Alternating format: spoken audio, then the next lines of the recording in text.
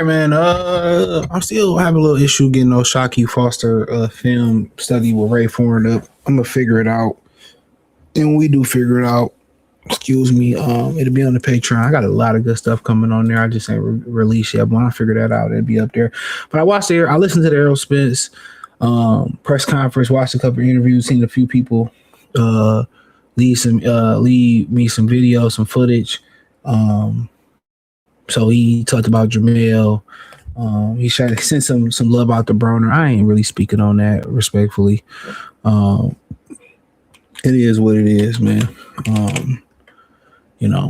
Shit happens. But anybody that know Broner, that been Broner, that just been him. I've been him. So I don't feel, no certain type of way. But a couple things that caught me off guard. About this particular fight. One thing that really took me off guard was they putting this on pay-per-view. I figured it'd be pay-per-view in Australia. It's on pay-per-view, and it's at a catch weight of 158 pounds. It's on pay-per-view. So that threw me off. It's getting out of control, man. Everything going on pay-per-view is killing the sport. Everything on pay-per-view is killing the sport. That's just what it is. It's killing the sport. It's killing the sport. It's killing the sport.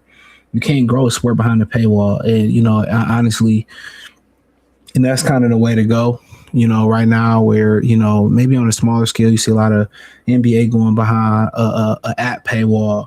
You got, the NFL with the NFL Sunday Ticket kind of going behind somewhat of a paywall and facing a potential like sanctioning from the TV, whoever over the TV. But the best way to really build an audience is put it accessible, but everybody's greedy. They should have tried to strike a deal with regular TV in America and put this on regular TV. No way this is worth pay-per-view. I'm just being respectful. No way this is worth pay-per-view.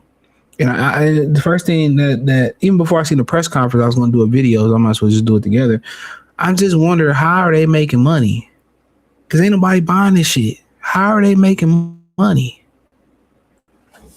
That's what I want to know. Where is the chicken coming? Where are they getting the chili from? I'm being honest. I'm being respectful. The whole nine. I'm being nice. I want to know where the money coming. Ain't no way they can throw this on. How are they flipping a profit with this being on pay-per-view? Please, somebody explain this to me, dog. This is not a pay-per-view fight. Gilberto and David Benavidez. Now, I want to know how many pay-per-view fights in history have been at cruiserweight. I would love to know that little fucking fun fact. Just my opinion, I just not my opinion. I just want to know from my well, this is a joke. This is a joke, man. Boxing, the number one reason boxing is dying, let me tell you all this to keep it funky. It's not that they not fighting each other. That's like, right up under this is that everything going behind the paywall. No, like it or not, when boxing went on HBO and went on a premium network, it was dead. It was DOA. It started to die on arrival. My mama said that. She said, I don't know who brought the idea was to put boxing on HBO and then put it on pay-per-view, but that wasn't a smart idea. And I'm just like, yeah, putting things behind a paywall, bro, especially now in this era where you can stream everything. They try to stop streaming. They can't stop the rain. When it starts to pour. If you don't know who really sing that song, Lucians, they sing that song, Slow Down. I forgot how I'm thinking about Bobby, but they sing the time Slow Down. They sing a couple good ass cuts, man. But yeah. I mean, nonetheless, but yeah, moving on, the comments about Jermall Charlo. Of course, I mean, I think we all knew that, bro was hating on dog. I mean, you can see it. You can see it, man. And what's so funny is a lot of us grew up with parents that knew we had friends that we shouldn't even have, bro. They could see it before we could see it, but hold on, my bad. That ain't the right clip. To me, because I guess he looked at me as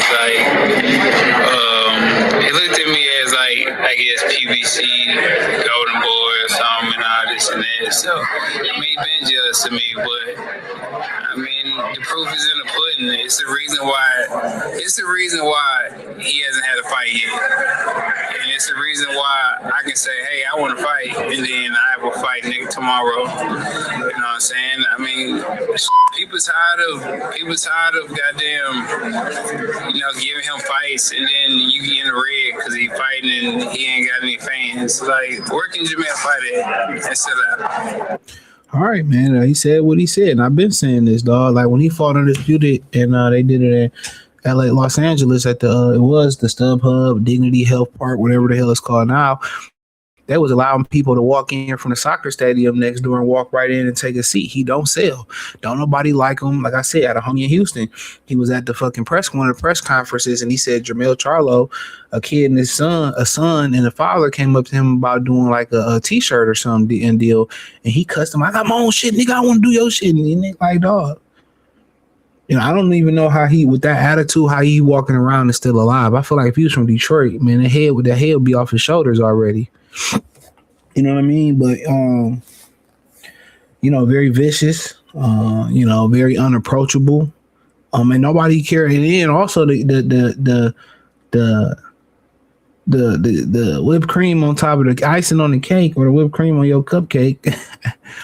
When his brother got slapped, that kind of took the aura away. And then you went out there and you ran from Canelo and you bitched out. So that aura was gone. When the brother got slapped by that wigger, the aura was gone. These niggas ain't two private school kids. They ain't really about what they rapping about. So I'm not surprised that, jealous that, we all seen Jermall jealous. I mean, if you didn't see it, then just think about this clip. They did a particular clip with bro, and he was doing 24/7 for Canelo. He's like, oh no, y'all don't have me on 24/7 breathing hard out of shape like Errol Spence. Don't like, dog, like you about to fight Canelo and you worried about what Errol doing. You worried about what Errol doing. Come on. You worried about what Errol doing. It's just to let you know something right then and there. But he talked about Bud after the fight and how him and Bud is cool. They trying to mix stuff up and they try to instigate. And that's what the media do, instigate. But as far as, him and Tim Tszyu, he was coming for Tim Tszyu head, Well, before I get to that, I like, Ronnie. I feel like listening to Ronnie and saying that where Errol Spence is physically, I believe Ronnie. I like watching Ronnie fight as a fighter. I seen him fight. I like his integrity as a man, so I'm gonna believe Ronnie. I'm gonna believe this ain't no cash in or I'm believing this ain't a cash out. He said Errol Spence is ready. Errol Spence, is ready. He said Errol Spence is physically ready. He said the first day he put him through there, he came ready. Errol said, one day I just knew I was ready to come back. He said, I wasn't really paying attention to boxing. I got away. I needed a break. I've been in amateurs fighting 6 times a week sometimes. I've been fighting over 300 amateur fights. And at the top level, I just needed a break. And sometimes you need a break. Keep it real. Sometimes you need a break. Like when you put something together, you fixing something, or you doing something tedious, and you might be stuck at a part, or you taking a test, you might be stuck on a question. You circle that question, or you take a break, or you finish the other questions and come back to that question, and guess what? You got the answer. Or you just needed clarity. You just needed to take a break. So as far as the press conference went, Errol Spence, went for his jugular. He said Tim Tszyu was talking all that shit online, and I guess Tim Tszyu thought it was respectful shit talking. And he said that I don't shake hands with, you can shake hands after the fight. You trying to be buddy. And Tim Tszyu said he just walked past me, didn't shake my hand. They about to go to war. He going to Australia where the father, the brother, Tim Tszyu, Costa Tszyu, the other Tszyu, the brother ain't never lost in Australia. And they going to war. And they saying that this is going to be the biggest fight since Pacquiao and Jeff Horn in Australia. I guess they not counting, the Cambosos, a couple fights he got there. But, I guess, we'll let you know everything you need to know. Errol Spence going to Australia. He didn't want to go to Australia. I'm telling you, there was more money going to Australia. It wasn't no money, wasn't no market in America for this fight. It's not a market for Errol Spence to come back, and probably one of the reasons they didn't do a tune-up. These niggas want money. Once they get used to making 20 million, 10 million, 5 million, 7 million, 10 million, 30, whatever they've been making, they not trying to go back and make 1.5 or 2 million, or they not trying to go back.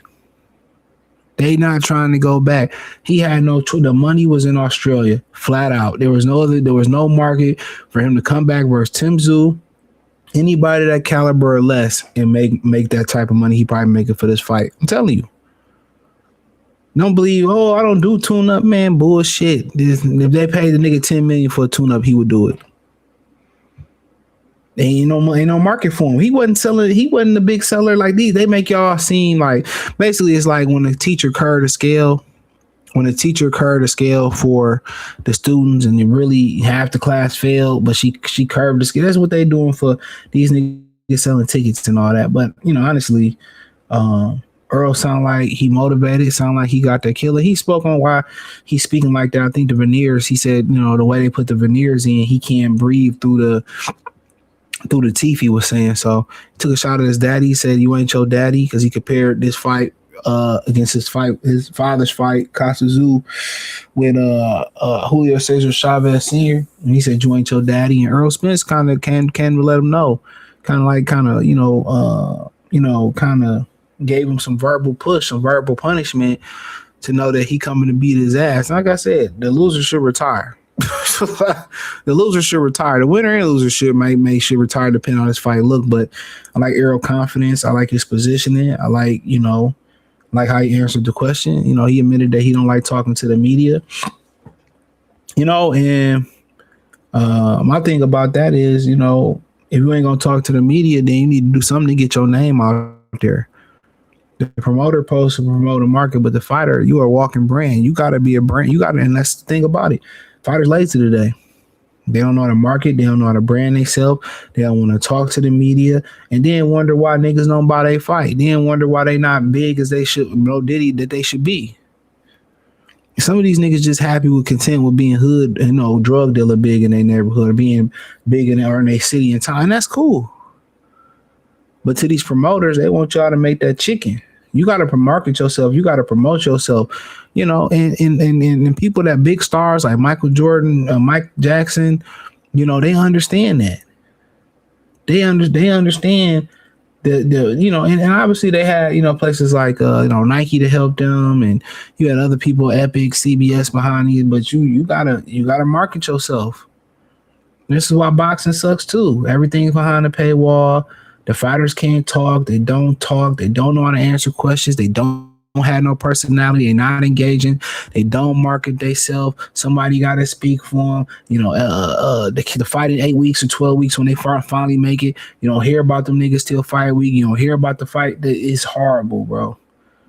It's horrible. All the way around, the system needs to be broken down and reconstructed. But hey, hit the link in the description, join the Patreon, Facebook, Instagram. Say find me everywhere. Appreciate the love, support. Peace.